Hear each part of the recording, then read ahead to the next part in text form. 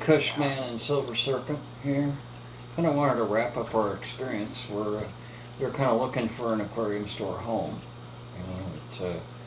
It'd be friendly for me and then friendly for my daughter. Wouldn't just treat her like a little kid, and we'd be good and build a good working relationship. Nothing against the big box stores, Petco, PetSmarts of the world, but that's not what we're looking for. We're not looking for a buy and die fish store. Looking for a good relationship. And we went to the Aquarium Arts in Tempe, Arizona first. From my perspective, it was a nice, well-run operation. It wasn't quite as friendly, I didn't think. I think we were in there for 10 minutes maybe before anybody said anything to us. Yeah, it was more of like they were running around, kind of like we were like, Just kind of lost in the mix. Yeah, I guess. Yeah. And it was okay, the fish looked healthy by and large, healthier than the big box chains. Give them a shout out for that. And not immaculate, but healthier. Lots of products and stuff. But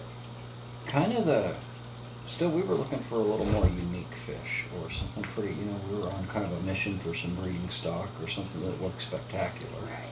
I was looking for the wild fish, and I like their angelfish there, but my definition of angelfish is bright colors, kind of, So, no offense, I like their angelfish, because, they have green on them. You can't go wrong with green anywhere.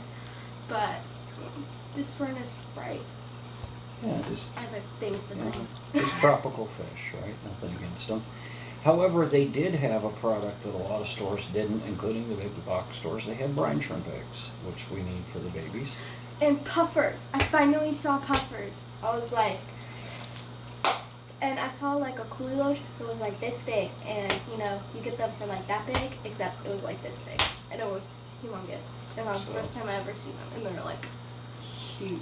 Those were the high points in the store, I guess. And I did get some brine shrimp eggs, and I got a filter media bag for carbon, so those are always handy. So it was nice they had miscellaneous products in stock in this day and age with a lot of stores really struggling to stock their store.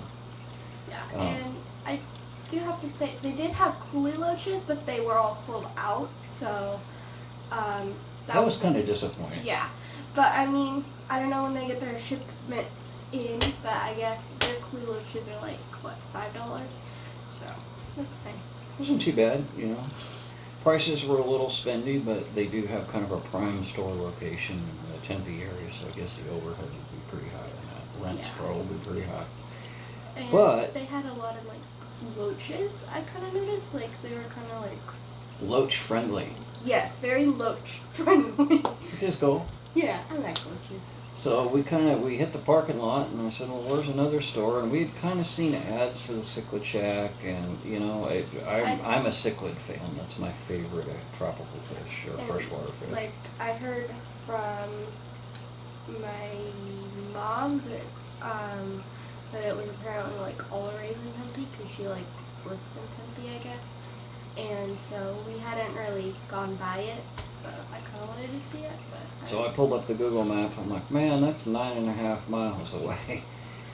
And of course, Silver Serpent says that's only 12 minutes. So I was done at that point. That's not long. Okay, 25, 30 minutes. I can see how big of a stretch. Look at the stars at that point. Anybody has a daughter, daddy has a daughter, when they say that, you kind of know your ship's sunk. You might as well just start driving at that point. So we did. So we had a good time. We drove over, and honestly, walking in the door, it was exactly what I was looking for. Just mind-boggling amounts of tanks and fish, all well organized, but it wasn't the super gold-plated experience at some of the big box pet stores out there. That everything's just so. It was perfect. It was an absolute hobbyist aquarium store. Yeah. And turns out the guy was a friend of Aquarium Co-op guys and KG Tropicals as well. And both of which podcasts I listen to, especially Corey with Aquarium Co-op. Shout out, Corey. That part was absolutely great. Keep going. What was your favorite part of that whole store? I think the betas. They have like really pretty betas, but I walked. Super high end. Yeah, I walked in before you, and like I walked in, and I was kind of like, I don't want to be here. These are not your $5 and $10 betas at the big box stores. These are $50 investments. And Half Moon, I mean, just, there was one that had black on it with gold mixed in and purple in it. It just, Gorgeous. just gorgeous. I mean, beautiful. All the fish were healthy. Absolutely healthy. You had like X marks on the pigs. Like, Where he's quarantining, responsible fish guy at the Cichlid Shack. So They that was perfect. I will not make a home with an aquarium store that doesn't believe in quarantine. We really want no part of the buy and die motto out there, and we'll just sell you a fish. It's not fair to the fish. As a fish nerd, I care about that. I just like, I like fish, don't get me wrong, I like them, but I also like all animals, I guess. I don't know what fish fall under, amphibians or whatever, but I like them all, and I feel like they should, have a fair shot at living. Like, somebody's not going to sell you a dog if it's like, sick and going to die. Well, they do. But we put do. those guys in jail. Yeah, but they don't do the same for the fish. So I feel like the fish should at least have as much chance as a dog. But I don't know. I guess Yeah. Anybody who's had cichlids, for example, I mean, they tend to have a little bit of a personality, more so, no offense to neon tetra lovers, but more so than like a neon tetra. I mean, your Oscars and your Dempseys and angelfish, discus even. We have a super friendly discus, silver serpent has in our next room, an albino melon. He's kind of gotten to know him, so he'll come up, but like with me, when I walk in, he'll be at the front of the tank, and he's a beggar. They do know their owners, the cichlids. So Yeah.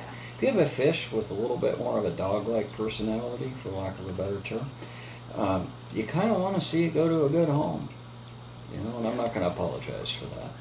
So it was... Along with me yelling at a fish today. Yeah, she was yelling at the Oscar when we moved him out of this big tank and put him downstairs in his permanent big tank home. He was biting at the siphon tube. Yeah. We did a water change at the same And time. he started it, so like I put it in there, and like I wasn't gonna start it immediately, and he ended up biting it and sucking on it, so then the water came out. And I was like, bad fish. And he kept going back and looking at it, and I kept pointing at him saying, bad, no, don't touch Anybody it. who's known an Oscar, there have been times in your Oscar relationship, we have to call it a relationship, that you will have been at the same point. Some of those are when you put that new plant in there, or a new decoration, and he decides he doesn't like it. We've all been through that, or in our big tank here, he was relocating gravel and digging himself a little wallow hole to hide in, right? And then I asked him if he was done, and he spat out more gravel. Yeah, so just to mess with him, I went and filled in this hole. Keep him busy, right? Keeps your Oscar busy. So anyways, back to Cichlid Shack. We made a new friend in there, and we've been looking. Silver Serpent really likes angelfish, and I do too, and they're a cichlid, so that And double discus. qualifies them. Yep, and discus. So he had some super high-end red marble angelfish, and similar to a koi, but much more red and much more vibrant. And he actually made us a really good deal on this. Usually angelfish, especially the high-end ones, can get really expensive. So he gave us a big discount.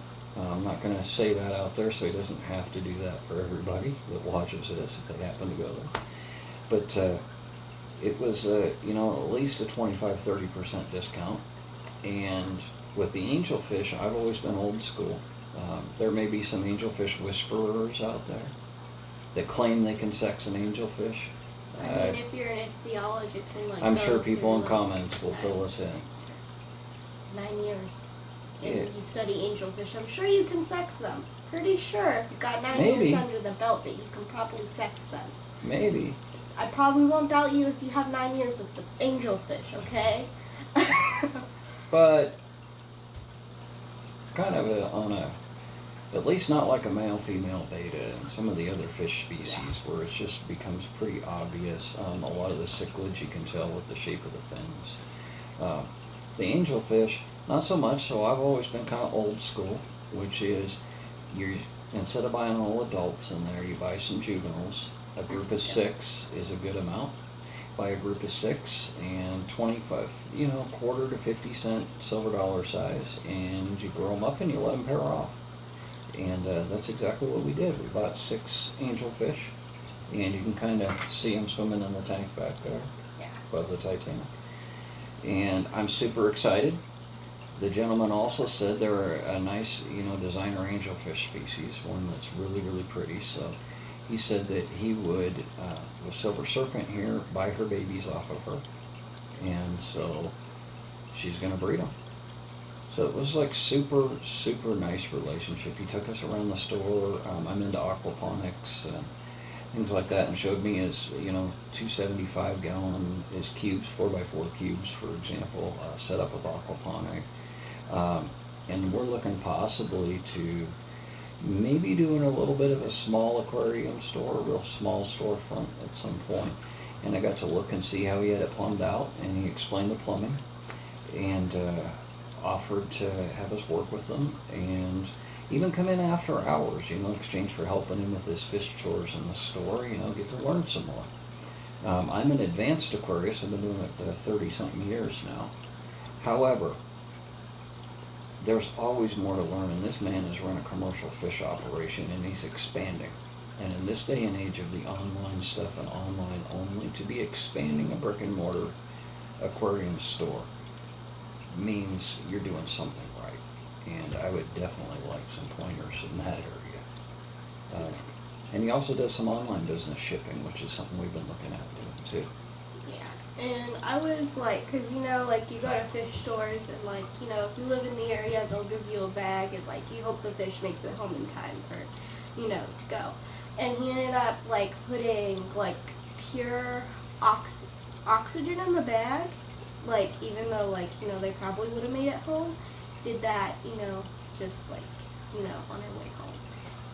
Like, and he was quick to assure you that they would last for 3 days in his packaging. Because I was, like, kind of worried on the trip home. So it was really nice to see his empathy and his ability to really connect with a new hobbyist in my daughter. And it was really, really good. He's got every form of cichlid. I mean, a lot of rare and really almost endangered types that he breeds. And he doesn't have every type, because, like, he said, like, you know, like all the popular Jack Dempsey's, convicts that you see everywhere, like, he'll order they're them just too for common. you, right? If you want them, he'll order them for you, make sure they're healthy, but, you know, he's not gonna, like, sell them in a box store.